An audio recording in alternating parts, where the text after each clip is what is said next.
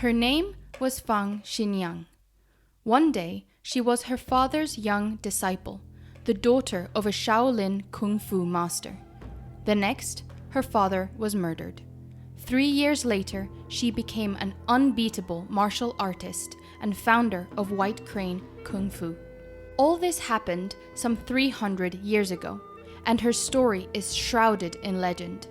However, the pages dedicated to her in the Bubishi, considered the Bible of karate, provide powerful insights to how this young, orphaned girl became an extraordinary fighter. The following are 3 of her principles. 1. Above all, be honest with yourself, do not deceive others, and live a modest life. 2. Introspection and philosophical assimilation must balance strict, hard physical training. 3.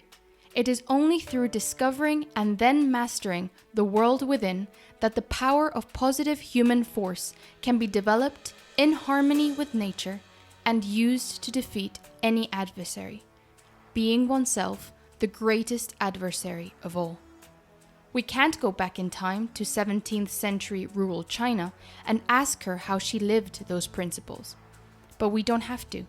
These principles are universal, and David Goggins, considered the toughest man alive, is an impactful example of this. His book, Can't Hurt Me, is a brutally honest recounting of his life, from his harrowing childhood to exceeding all expectations and completing the hardest physical challenges. Through it all, he explains in detail the mental processes and personal standards he set for himself, some of which have a striking resemblance to Fang Qiniang's.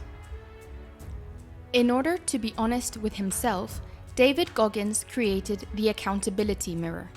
He would look at himself in the mirror every day and tell himself brutal truths, without sugarcoating how he was living his life or the state of his body and mind. He would call himself fat and weak while staring directly into his own eyes. He would then write down tasks to complete every day on post-it notes and stick them to that same mirror. That way, he was holding himself accountable for his choices that day and taking responsibility for his life going forward. The simple task of make your bed every morning eventually evolved until he became a man able to survive 3 hell weeks in Navy SEAL training, a testament to the power of this deceptively simple technique. We tend to see mental and physical health as 2 separate parts of life. Meditation and gratitude are exclusively for mental healing, whilst running and weightlifting are for cardiovascular health and physical strengthening. Yet despite being an ultra-marathon runner, David Goggins claims he does not train for athletic goals. His tough workouts have the sole purpose of strengthening his mind. Whether you choose to push yourself through physical pain during a run or give up and try again another day is a reflection of how you face challenges in any part of your life.